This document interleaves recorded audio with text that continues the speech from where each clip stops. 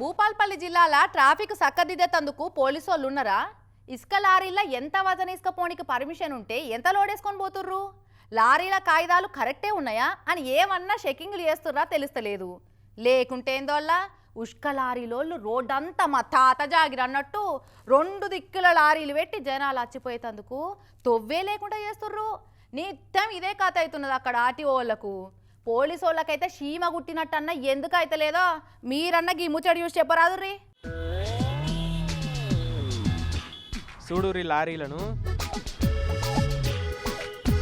ఏదో ఉసుక క్వారీల లోడ్ కోసం లైన్ కట్టిన బండ్లు కాదు. ఈ బండ్లన్నీ కాటారం కాళేశ్వరం మెయిన్ రోడ్డు మీద ఆపిన లారీలు. మాదేపూర్ మండలం కుదురువెల్లి మేడిగడ్డ పుసుకుపల్లి మద్దులపల్లి నడుమ 100ల కొద్ది లారీలు మంద వచ్చి ఇట్లా రోడ్డు మీద 2 దిక్కుల పార్కింగ్ పెట్టిర్రు.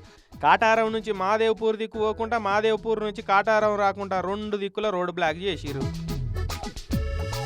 పొద్దుగాల కొలువులకు పోయేటోళ్ళు, బళ్ళకు పోయే పిల్లగాళ్ళకు, పనులకు పోయేటోళ్ళకు ఎంత తక్లీఫ్ అయితే చెప్పురి. ఇక కూలి పనులకు పోయేటోళ్ళు ఏమో ఆటోలు దిగి ఇట్లా నడుచుకుంటూ పోవట్టారు. మరి బడి పిల్లలు ఎట్లా పోవాలి? అరే వచ్చిపోయే తోవలకు అడ్డంగా బండ్లు పెడితే జనాలు ఎట్లా పోతారని లారీ డ్రైవర్లను నిలదీస్తే ఉల్టా ఆళ్ళ మీదకేమో అరవడుతున్నారు.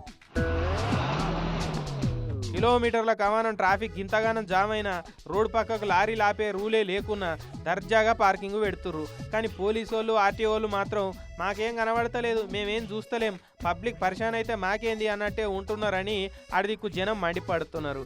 ఎన్నటి సందో ఈ ఉష్క లారీలో ఆడిందాట పాడింది పాట అన్నట్టు ఉన్నది పరిస్థితి అడిదిక్కు.